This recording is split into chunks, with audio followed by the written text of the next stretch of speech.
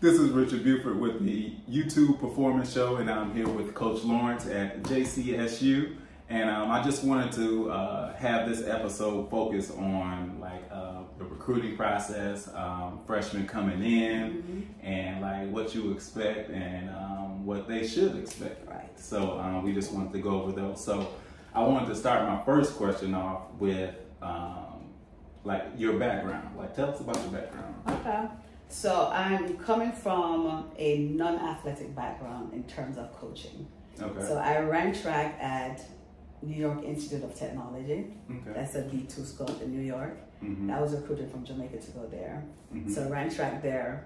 I was more hyper-focused on academics when I got there, even though I got all Americans, but that wasn't my main focus. Mm-hmm. So I was mainly focused on my computer science background. So after that, I've graduated, did my MBA, and went on to work. While I was working, I did my MBA, but I worked over at Johnson.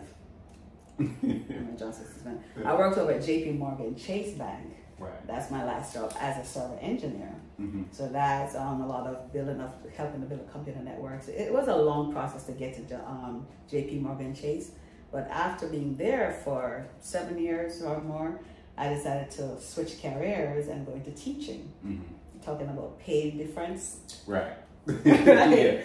But the reason for that is because my daughter at the time, she was 10, getting ready to go into middle school. Mm-hmm. And, that was a formidable year for kids. So you have to be there, you got to be hands-on. And you did a great job with that. Thank you. I really think that. It was a lot of work, but it was well worth it, right? Yes, it was well worth it. So, to making sure you're hands-on and make sure you're there all the time, because as a server engineer, the hours are long, right? So now you need to be there, to be there for full time. And it's not really full time, but you got to be there. So I decided to do that. We moved here to North Carolina because cost of living compared to New York was, and especially me stepping down from a server engineer to teaching. Right. So we moved here to Charlotte. We didn't know anyone. Mm-hmm. So we moved here. I started teaching at Providence Day School, coaching field hockey in the fall. That's my next school. Okay. All right. Coach field hockey in the fall, and then track in the spring and the winter. What about like some of your top athletes that you've had, and also what are you most proud of at your time at PD? PD. What I was most proud of is taking kids who don't know anything about the sport, because a lot of people they're not lifelong track athletes at PD. Right. So it's when I get my hands on them and when I teach them, because I teach computer apps. So I teach computer applications, web design, AP computer science, right? And with that, I get to meet the students. Yeah. And then at that point, you start to brainwash students. There right? You go. You start showing them little recruiting. clips. Exactly. You start showing them little clips. Oh my goodness, what's that event? And you say, oh, that's a pole vault. Oh, that's a javelin. And you start bringing them in. That's how I recruit. Oh, yeah. So I have kids who have never done the sport, who not into this in the summer track or anything, and then they just walk them in and introduce. So my proudest moments is taking kids who the first year or the first couple weeks in that year, teaching them how to walk. There you go. Just walk around the track. Yes, indeed. Yes, and then they end up being state champions. And then have some kind of form that they can that you can work with. Exactly. Like, okay, I can work with this. Exactly. And then they end up state champions, right? There you go. So that's my had a lot of them too. Yeah, quite a lot. Yes. But those are my proudest moments, taking those kids from nothing to actually loving the sport and continuing in college, right? So people will say, oh, I think Anna Cockrell is your most, I say, yeah, she's great. Oh, I think Anna Cockrell is your most, I say, yeah, she's great. Yeah. But my biggest accomplishments are those little ones who didn't have that pedigree or whatever, right? And that was it. Yes. What do you wish you had as an athlete that you're able to provide for athletes right now? Now everything is hyper focused on every single aspect of how they run. Yes. Right? I didn't have that. Yeah, there you go. So I'm very, very anal about making sure that everything is touched and fixed right. There you go. So that's what I am. Very anal about that. Yeah, me too, about form and stuff like that. Like, if you can't get the form first, I'm not gonna have you start jumping. Because you've been twitching and doing this when you're running. Oh yeah. Hiding, making sure someone's not falling. Right. I can't. What does your recruiting process look like for an athlete? Like what age you start at, or I've heard you say, you know, you have a questionnaire for athletes. What kind of qualities and goals and stuff like that do you look for? I only start looking at juniors and up because things change, right? And I know a lot of times people are thinking that you have to bring in the top 5 or top 10 or whatever. Yeah. We're Division 2. A lot of these kids who can't even run a D3, well, actually I'm not D2 because D3 is fast these days, too, right? There's no differentiation between D1, D2, D3. Yeah, and I ran D2 myself. Yeah, me too, right? There's no differentiation between the times now. Sometimes you see some D3 kids are way faster than some of the D1s, depending on what events they're doing, right? Or better. So you have some people who are, I say, and I'm not doing this to be rude, but some people can't even run as fast as some middle school kids. Yeah. And they want to go D1 or bust. Oh, yeah. Right? So the reality of where they should be is not there. Right? Because I'm thinking, say for a lot of the D1 schools, their tuition is $70,000 to $80,000. Right? There's 12.6 scholarships available to share. Yeah. You might not be one of those 12.6 people. And when she say 12.6, she means like for the whole team. For the so whole if you have team. like 50 people on your team, you got to divvy up that 12 scholarships into breadcrumbs. So the top performing athletes, they're going to get the money. And in this whatever crumbs, like you said, breadcrumbs, whatever crumbs is left, maybe I can give you a book voucher. Right. But some people are happy with a book voucher and then take out a loan for $60,000 to finish paying for school. Yeah. And that's for only 1 year. And that's the reality. And that's the reality because D1 are bust. Yeah. D1 are bust. So we were talking about how even if you go to a D2 school, you're still going to be up against Division I universities. So talk a little bit about that also. Yeah, because almost every meet that we go to, you're competing against Division 1, 2, 3, NAIA, and JUCO. So everybody goes to the same meets until you go to your conference championships and the NCAA. There you go. Right? So everybody will meet up at that same spot. Yeah, and I know this personally because, you know, like I said, I'm from Michigan, but I went to Saginaw Valley State, Division II school. We competed against Central Michigan, Michigan State, even Western Michigan, all of that. So don't think that you're going to a D2 and then, you know, you're just competing against D2 schools.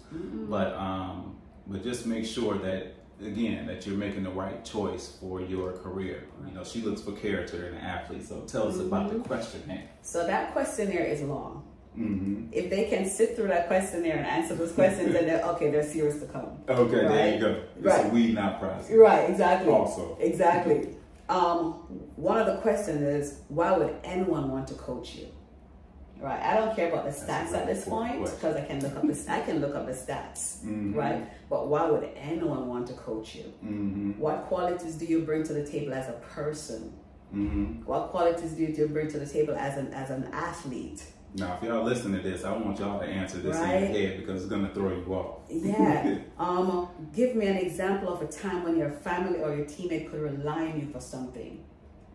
If your teammate is unmotivated, how would you deal with that teammate? One person answered it greatly. They said, I try to encourage that person, and if after a while it doesn't work, I separate myself from that person.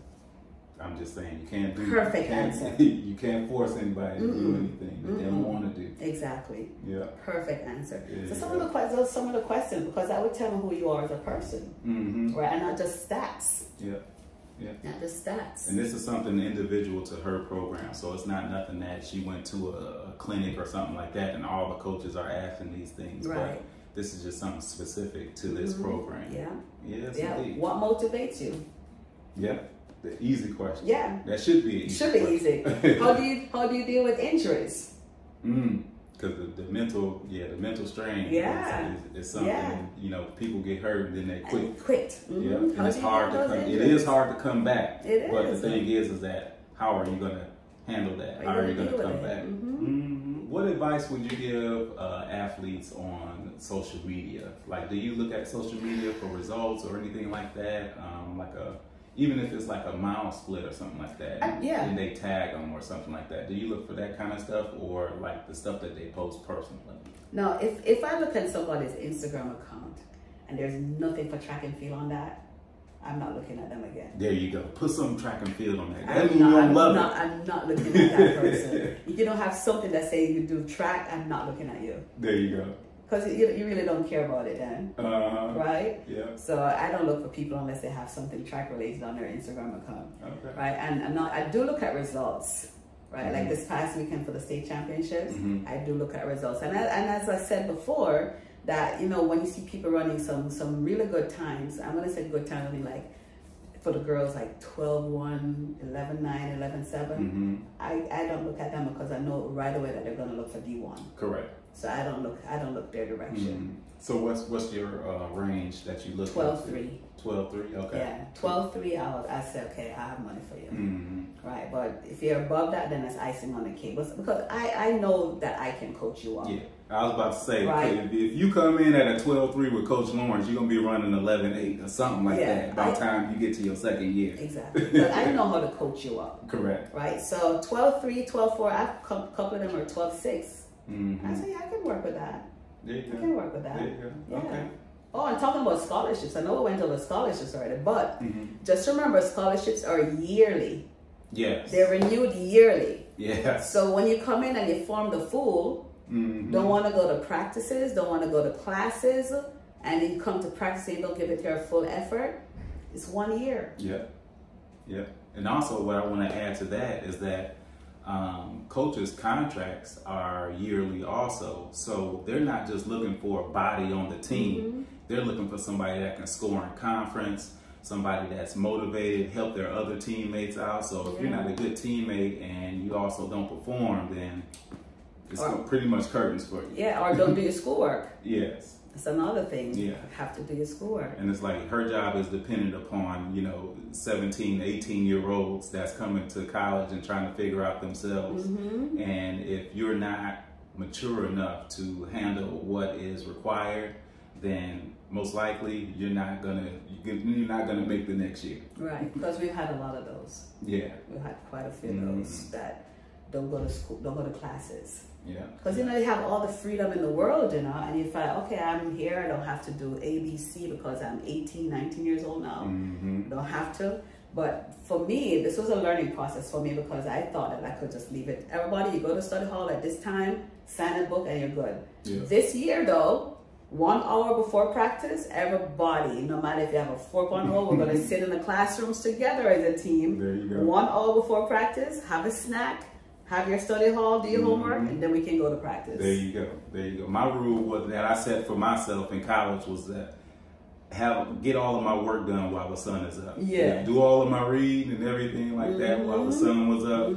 Read the chapter before the teacher discussed it in the class. Exactly. So you will have questions for the teacher. Exactly. And if you didn't understand the concept, you will be able to understand it in class and be able to ask the question. So don't take that for granted. That was somebody that had a higher GPA in college than did in high school. So don't come to college talking about, well, my old coach told me how to do. Don't do that. Just be open and be coachable. Exactly. Because if that was the case, don't leave your old coach. Right. Stay where you are.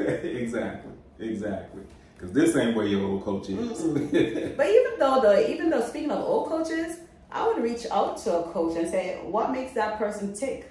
There you go. Right? There you go. You got questionnaires for your coaches. So if you think that you're going to be able to escape your environment and without, having a reference check, you're misunderstood. Misunderstanding what's going on. Right, so right. Make it happen. Right, because I can always go back and say, give me a coach's number, please. I'm going to call and see. Because I see that your times are such and such in high school, but your work ethic isn't there. So I got to find out from your coach how you end up running that time, and I'm not seeing the work that you're putting in here. Is it just talent just rolling out of the bed? Exactly. What is it? Because if you can just roll out of the bed and do that, most likely you're not going to get better. What does it so this new thing, I know it's new to everybody right now, but it's a couple of years old, but the transfer portal. What does the transfer portal look like on your side? I see a lot of people jumping ship when things don't work out. right? It's always somebody else to blame, right? Yeah, but things don't work out, so they jump ship instead of thinking because there's this really good saying, if don't think the grass is greener on the other side, water your own grass. Correct. Correct. Right? Water your own grass. So a lot of times you don't do the introspections, they look at themselves and say, okay, what can I do to make this better? Right? So I don't really look at the transfer portal. I really don't look at the transfer portal because I don't know what type of person I'm getting. Right? So if I look at the transfer portal and see another person say, I'm interested in coming, I'd have to call the coach and say, you know, what type of person is this?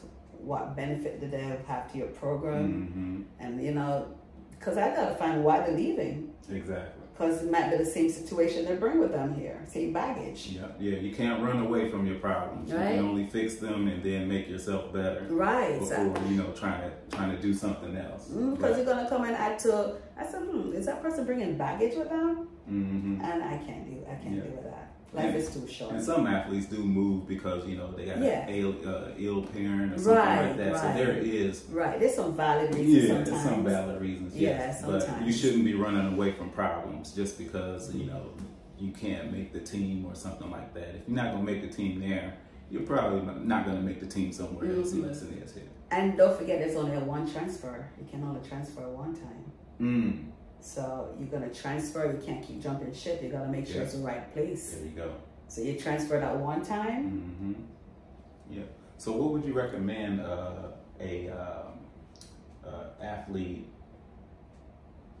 athlete process, college process to do? What would you recommend, like when they go visit colleges?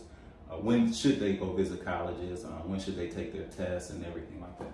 Oh, they should take as soon as they can get the test done, they take the test, right? But the main thing, the big thing, is that NCAA clearinghouse. Because a lot of people still don't understand it. Because I still have some seniors who have not done their clearinghouse yet. So so do they go to their high school counselors to get that done? They can start off as 9th grade. Start getting their NCAA clearinghouse done. And it's just a matter of answering your questions, what classes you're taking, your competitions that you've competed in. And then if you can't afford to pay, which is a good thing, then you go to a guidance counselor and then they will waive the fees for you.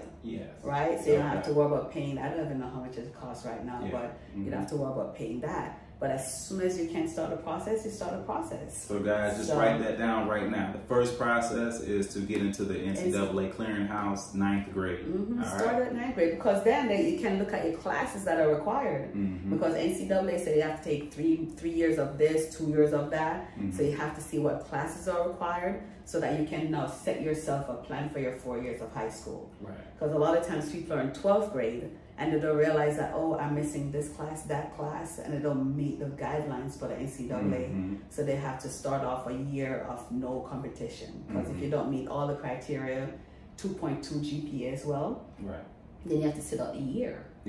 Right? So a lot of people get caught into that where they don't even know the entire rules or what's needed to be a college athlete. Because I've had people of 1.9 reach out to me and ask me if they can be on my team. I said, I'm so sorry, but I'm starting at 3.0. Correct. And that's personal preference. Personal preference is to start recruiting at 3.0. The reason for that is that a lot of schools give you a merit award. So 3.0, you get $5,000 off your tuition here, and you keep rising. So the better it is when you bring in all these, because remember, it's 12.6 scholarships. And not because it's 12.6 scholarships, that doesn't mean the school has 12.6 scholarships.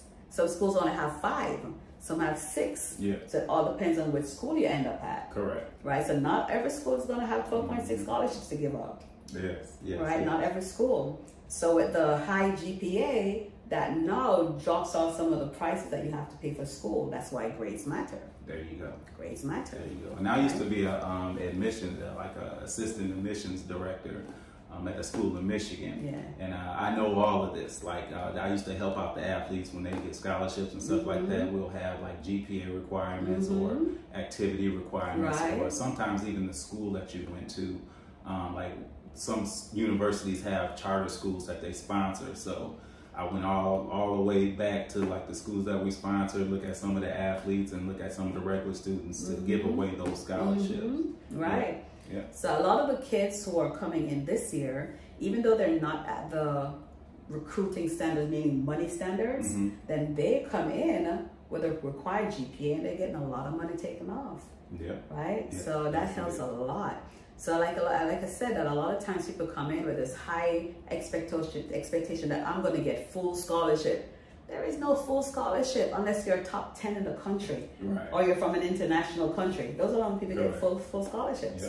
Yeah. So everybody know I have to get a full scholarship. I say, in what world? Not here, right? Not in a lot of schools. Not in a lot of schools. You don't have full scholarships unless you are top 5 or top 10. Yeah. Right. So let's say that a student is not being recruited, but they're interested in your program. How should they reach out to a coach? Email. I'm one of the few coaches that answer everybody's emails, okay. even when it's not feasible for them to come at any place. Yeah. What should the email be about? Hi, for example, hi Coach Lawrence. This is Johnny be Rich. I am a sprinter from wherever, and these are my times. I know I might not hit your standards yet, but do you have a spot for me to walk on, right? Yeah. Or if you want, can you take a look at my time and see if I can earn anything from what you have? Yeah. So those are some little emails that I can be reached at such and such, right? There are some kids as well that you reach out to as coaches and they don't respond to you, right? This is my example. I have a couple of kids who I reached out to early in the year. They're not D1 times, right, but they're 12-4, 12-5, and I reach out to them to give them some scholarship money too, and totally ignore, because they're holding out, waiting for that big break, right? Right. And I'd say maybe now it's May, the middle of May. Now they're reaching back out. And I said, I'm sorry, but I have no money. Yeah, because you waited too late. Yeah. Yeah. So what's the sweet spot when they should be making the decision? Before February.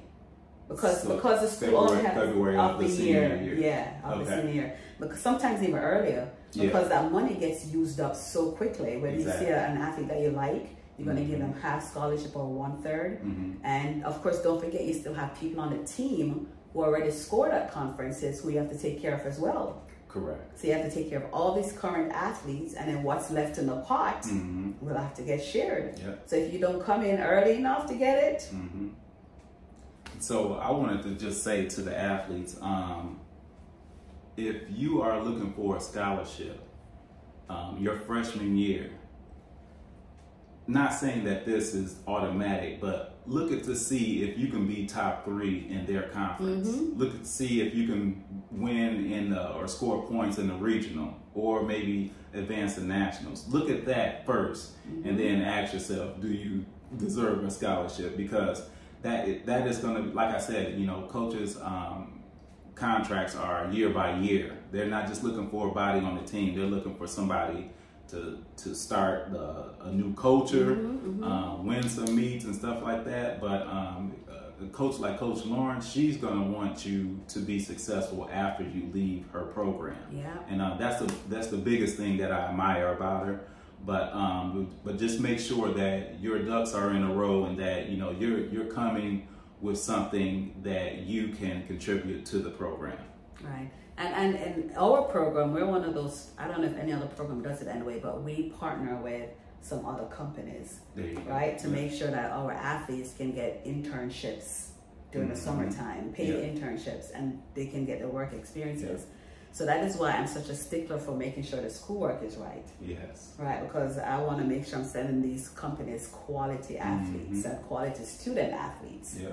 So that's why I'm making sure. So we have those partnerships that we have.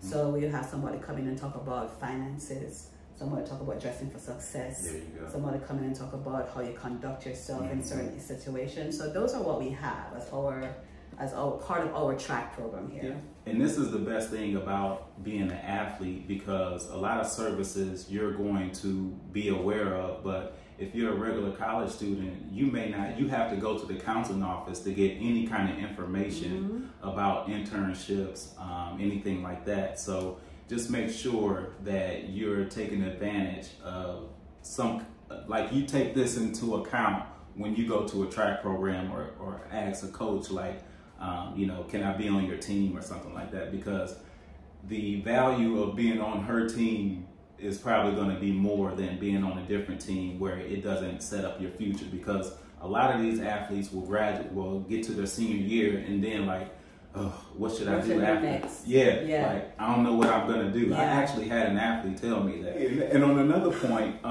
like I said, I was an assistant director of admissions. Make sure you get into the early class, like the orientation, we call it SOAR program, the student orientation. Yeah. So get into your freshman orientation as early as you can. Most likely, you're going to be able to get away with not having a class on Friday, or get away with not having a class at 8 o'clock in the morning, right? Or 7 o'clock at night. That's for 3 hours. They go from 7 to 10. So, so that's just a little nugget. Right, exactly. So I try to tell my kids, try to set up your classes where you finish at 1 o'clock if needs be. There you go. Right, because you have your schedule around practice. Right. So, and one of the beautiful things here though is that I'm here for practice from 12 to 6. So if somebody doesn't have a class this time period for 2 hours or something, they can come grab me and we do one-on-one practice. Yeah. We do small practices that they don't have to wait for the whole team. And that's another thing too, freshman, when you come to college, the whole team may not practice at the same time. So so there may be like different groups. If the school have enough coaches, they'll say, hey, we're going to practice at this time. Sometimes they may end up practicing at the same time. But most likely you're not going to be rolling in at the same time just because of classes and things like that too. Right. Any last words to tell? Yeah, coming into college your freshman year, it's not a time to shut your parents out. There you go. Right?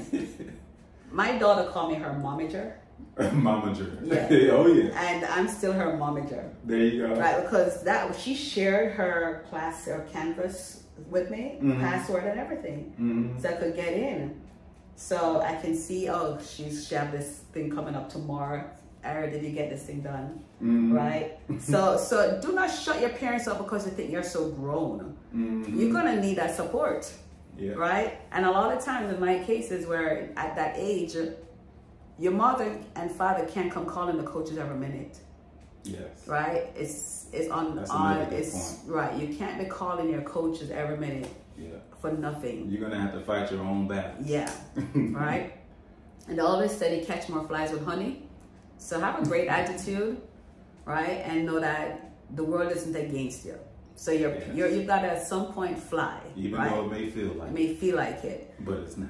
So exactly. So make sure you choose your friends wisely when you go to college as well. Yes.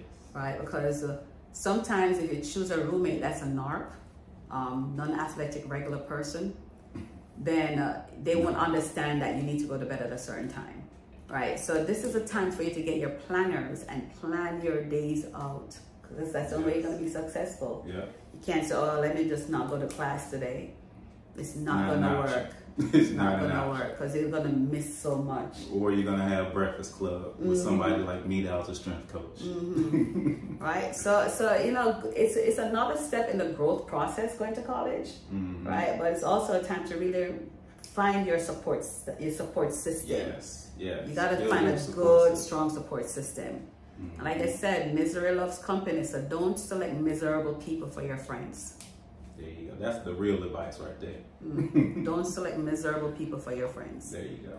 Right? All right, Coach. Well, thank you for being on the show. Ended with a official handshake. But yeah, always good catching up with you, and I appreciate you coming on the show. Johnson C. Smith. So tell them like give them your spiel, how they can, what email they should send the email to if they have the time. C. Lawrence, CLAWRENCE @jcsu.edu. There you go. And this is Johnson C. Smith University in Charlotte, North Carolina. It's really close to, they call it Uptown Charlotte. I'm from Detroit, so we call it downtown, but really close to Uptown Charlotte. And cheap tickets for the Panthers game. There you go. Cheap tickets for the, no, they're not winning, so it's, there you go. So the tickets are cheap enough. Okay. Dang, that ain't right. I'm sorry. Maybe this year they'll win a lot more. Yeah. Well, they still got growth. And the Hornets didn't do too great, so the tickets are cheap too. Tickets are cheap. Yeah. All right, y'all. Well, thanks for having us. Thank you for joining me on my podcast. And thanks for having me here. yes, we shall do this again. Thank you. All right. Peace.